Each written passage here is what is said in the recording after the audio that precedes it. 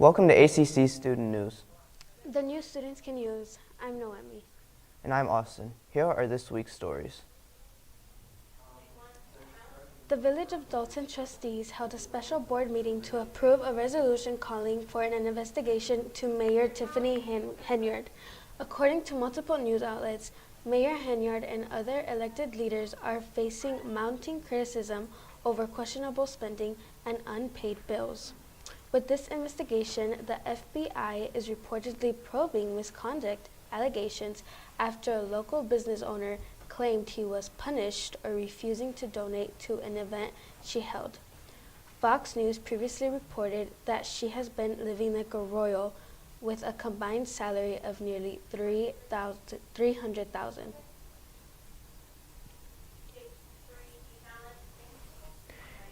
A school bus-sized satellite crashes back down to Earth after nearly 13 years in space.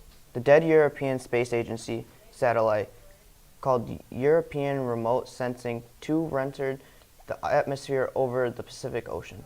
It was launched in 1995 and retired in 2011. It had gradually been making its way back to Earth since then. The space agency expected the satellite to break off into pieces upon re-entry. They have not yet confirmed how many pieces of the satellite returned, but noted that they would be spread out over hundreds of kilometers. They did confirm that none of the fragments contain any toxic or radioactive substances. A court rules in favor of the Texas school district that was being sued for violating the state's Crown Act by punishing a black teen over the length of his dreadlocks. 18-year-old Daryl George was suspended back in August for a violation of the school's policy limiting the length of the boy's hair. The Crown Act, which prohibits race-based hair discrimination, and according to the authorities in this case, the district did not violate any rights because the Crown Act does not cover length. George has been serving in school and out of school suspension due to the length of his hair. A network outage over the country with over 71,000 outages reported from AT&T customers. They're still unclear what triggered the outage.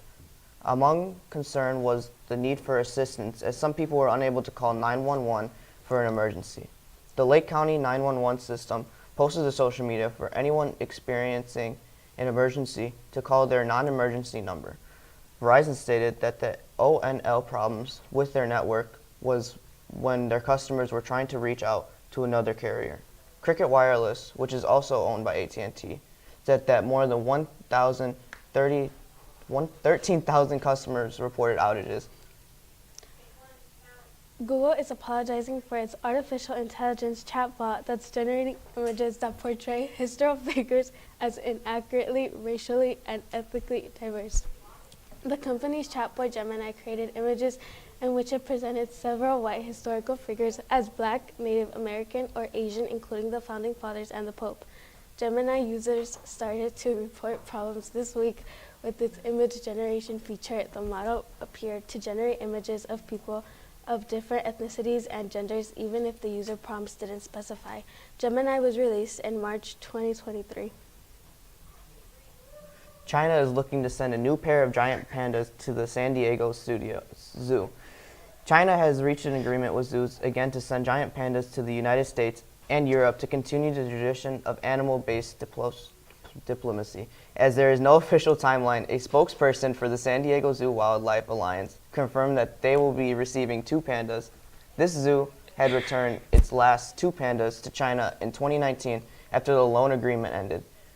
China loans pandas to more than 20 countries under a program often referred to as panda diplomacy. That's all we have for a portion of our news. Stay tuned for more news after this break.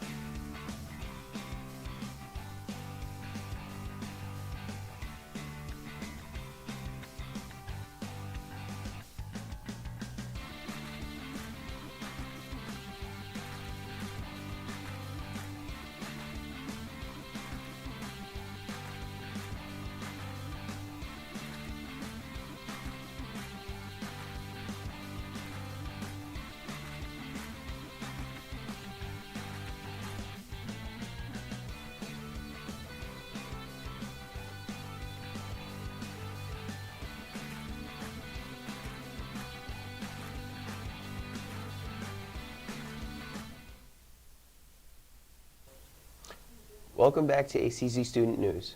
I'm Michelle. And I'm Ryan. Here are some more stories.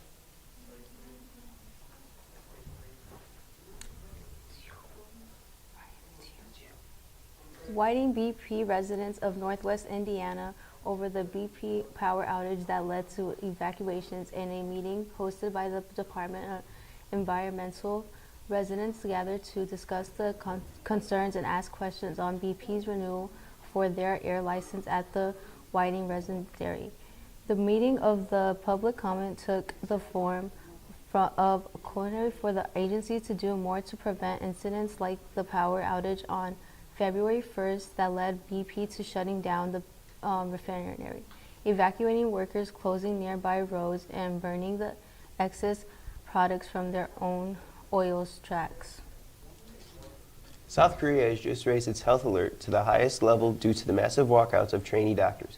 Almost 2/3 of the country's young doctors have walked out of the job to protest a government plan to admit more students to medical schools, forcing hospitals to turn away patients and cancel procedures.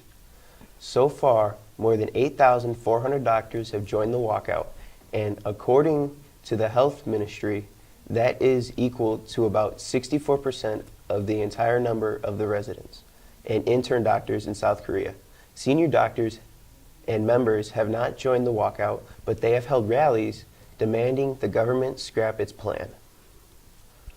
Trump lawyers are filing for dismissals of the classified documents case based on presidential immunity. Trump's lawyers state that the classified documents charges turn on his alleged decision to disseminate the papers and that are proposal and under the Presidential Records Act.